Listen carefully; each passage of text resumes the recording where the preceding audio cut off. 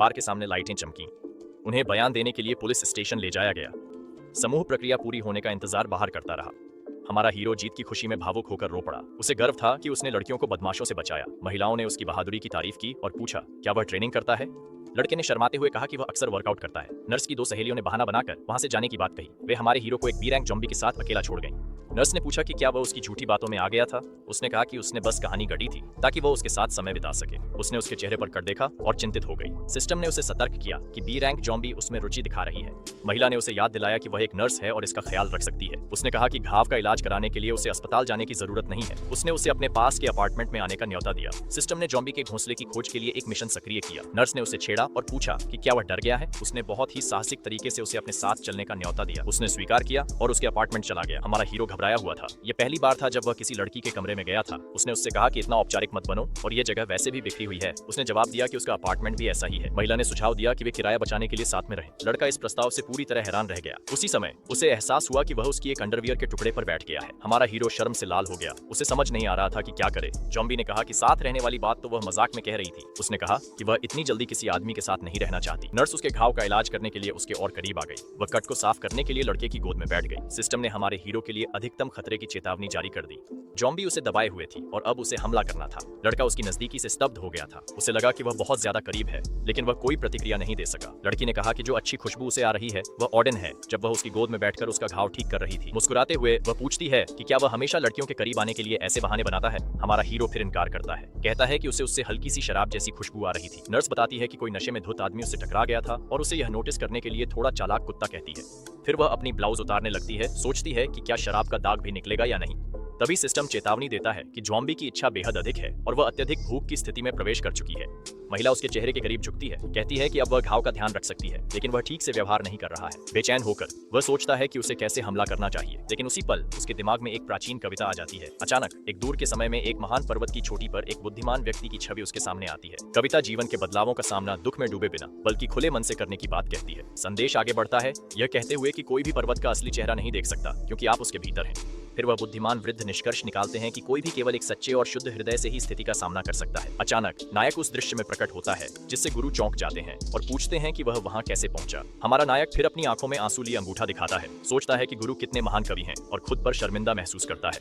वास्तविकता में वापस नर्स उसे साहसी कहती है, पर वह लाल हो जाता है और आरोप से इनकार करता है। महिला कहती है कि उसे यह पसंद है जब वह उसे पाने में कठिनाई दिखाता है, और सिस्टम घोषणा करता है कि अब वह उसके शरीर का नियंत्रण अपने हाथ में लेगा। इसके बाद सिस्टम उसके शरीर पर नियंत्रण कर लेता है और युवक नर्स की ओर झपटता है। उसे उसका रवैया पसंद आता है और सिस्टम उसे आदेश देता है कि वह उसकी उकसावे के खिलाफ पूरी ताकत से हमला करे।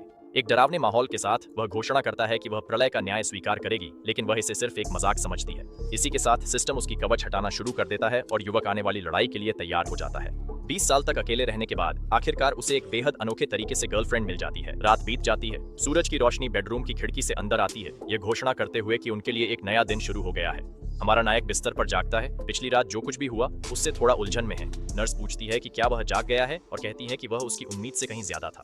वह कहती है कि युवा लोग ऊर्जा से भरे होते हैं और इसी वजह से वह उसे बहुत अच्छा इनाम देने वाली है। गंभीर नजर के साथ वह महिला कहती है कि उसे उम्मीद है कि वह उसके प्रस्ताव को ठुकराएगा नहीं, लेकिन लड़का खुशी के मारे रो पड़ता है। सोचता है कि उसे गर्लफ्रेंड मिल गई है। सिस्टम दिखाता है कि उसकी स्नेह भावना अधिकतम हो गई है और उसे 2000 इनाम अंक मिले हैं। इसके साथ ही वह स्तर 2 पर पहुंच जाता है। उपाधि और भावनाओं का पता लगाने की क्षमता प्राप्त करता है। युवक नाश्ते का सुझाव देता है और उसे काम पर छोड़ने की पेशकश करता है, लेकिन वह उसे बकवास कहती है। मुस्कुराते हुए वह उसे पैसे देती है और कहती है कि उन्हें अलग निकलना चाहिए, क्योंकि उसका बॉयफ्रेंड नीचे इंतजार कर रहा है। हमारा हीरो सदमे में है। उसे एहसास होता है कि उसका इस्तेमाल किया गया है और उसे जिगोलो की तरह पैसे दिए गए हैं। सड़क पर वह देखता है कि वह महिला किसी और आदमी को गले लगा रही है और उसे यकीन हो जाता है कि उसने पहले जो कुछ भी कहा था वह सब सच था।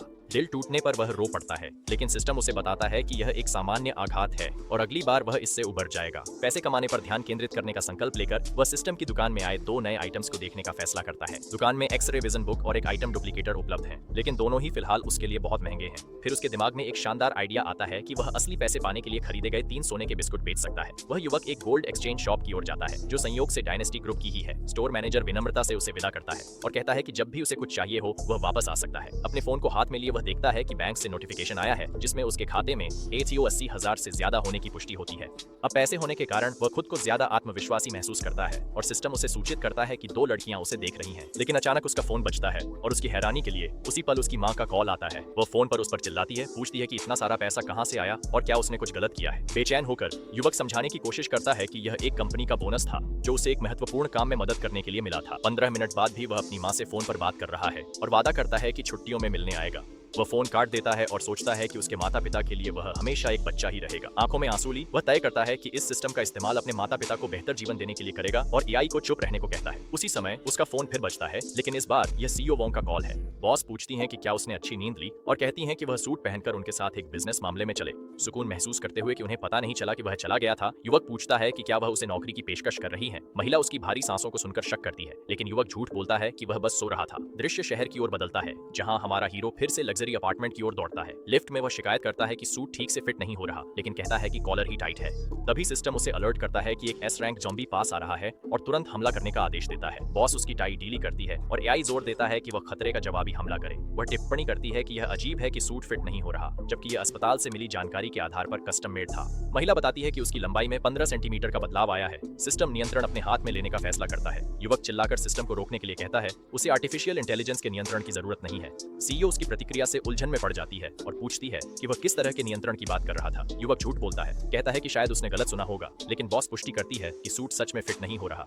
महिला कर्मचारी को चेकअप से निकाल देने की धमकी देती है और हमारा हीरो इसके लिए खुद को दोषी महसूस करता है। मुस्कुराते हुए वह उसकी कॉलर ठीक करती है और सिस्टम ये पता लगाता है कि ज़ॉम्बी इस स्थिति से खुश है। लिफ्ट में बॉस उससे कहती है कि वह जगह को अच्छी तरह देख ले और काम के बाद ऑफिस में उसका इंतजार करे। मंजिल पर पहुंचते ही सुनहरे बालों वाली असिस्टेंट बॉस को सुप्रभात कहती है और दिन के शेड्यूल के बारे में पूछती है। बॉस कहती है कि असिस्टेंट का काम है उसे एंटीक बिजनेस दिखाना और जहां जरूरत हो वहां उसे असाइन करना। इसके बाद वह सुनहरे बालों वाली महिला को मुस्कान देता है, जबकि सीईओ वोंग अपने काम के लिए निकल जाती है। असिस्टेंट उसका परिचय एयरलू तियान के रूप में कराती है। वह झिझकते हुए बाकी कर्मचारियों का अभिवादन करता है। उसकी हैरानी की बात है कि वहाँ सभी कर्मचारी महिलाएं हैं और युवक उन्हें नमस्कार करने के लिए झुक जाता है। महिला बिजनेस का परिचय देना शुरू करती है, लेकिन वह सोचता है कि क्या वह वहाँ काम करने वाला इकलौता पुरुष है। वह उससे कहती है कि उसे शियाओ यू कहकर बुलाए और अपना नाम शियाओ जियू बताते हुए उसे जगह दिखाने लगती है। इसी बीच 2 महिला कर्मचारी आपस में गपशप करती हैं, सोचती हैं कि क्या वह सीईओ वोंग का भाई है या कोई।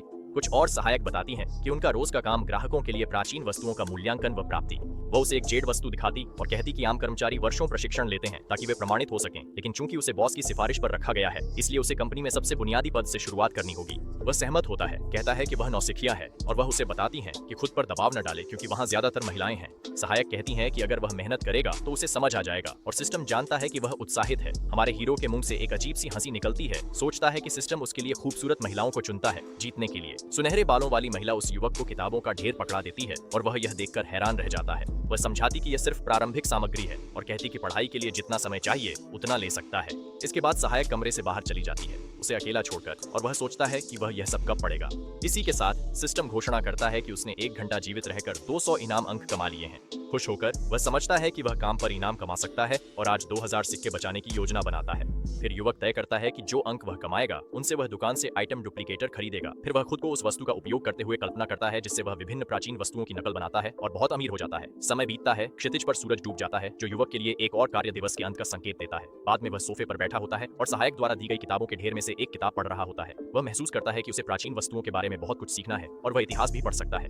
अचानक वह प्रबंधक के कार्यालय से 15 मिलियन की कीमत बढ़ने की चिल्लाहट सुनता है।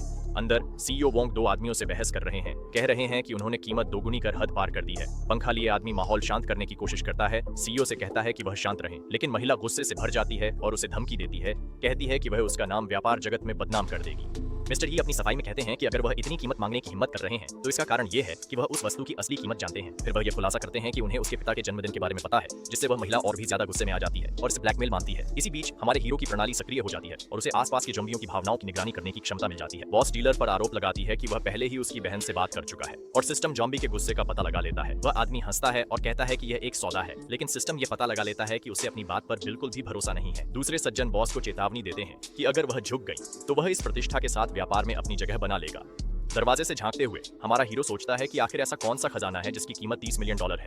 फिर वह सोचता है कि अगर वह उस वस्तु की नकल कर सके तो वह इसे सीईओ वोंग को अच्छे डिस्काउंट पर बेच सकता है। अचानक बॉस चिल्लाती है, पूछती है कौन छुपकर सुन रहा है और धमकी देती है अगर वह सामने नहीं आया तो पुलिस बुला लेंगी। यह सुनकर युवक घबरा जाता है। उसे एहसास होता है कि महिला सच में गुस्से में और गंभीर है। वह दरवाजा खोलता है, माफी मांगता है, कहता है कि वह बाहर बहुत देर तक इंतजार करता रहा इसलिए अंदर आ गया, लेकिन बॉस उस पर चिल्लाती है, कहती है कि उसे तो बस चले जाना चाहिए था और सहायक खुद को असहाय महसूस करता है। इसके बाद सिस्टम घोषणा करता है कि एक जवाबी हमला शुरू हो गया है। और युवक इस स्थिति से पूरी तरह निराश हो जाता है।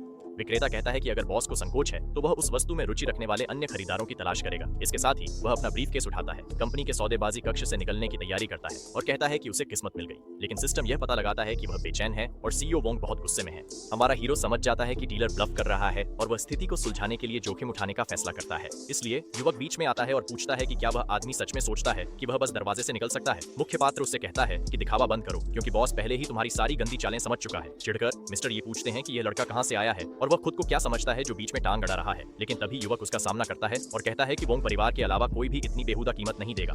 विक्रेता जवाब देता है कि वह परिवार में अकेली नहीं है, लेकिन एआई उसके भारी असहजता का पता लगा लेता है। हमारा हीरो उस आदमी की आत्मविश्वास की कमी को महसूस करता है और अब उसे लगता है कि वह खुलकर खेल सकता है। वह कहता है कि दूसरा खरीदार बॉस की बहन है, लेकिन विक्रेता एक महत्वपूर्ण बात भूल गया। युवक समझाता है कि वे दोनों एक ही परिवार से हैं, लेकिन उसका उनसे कोई संबंध नहीं है।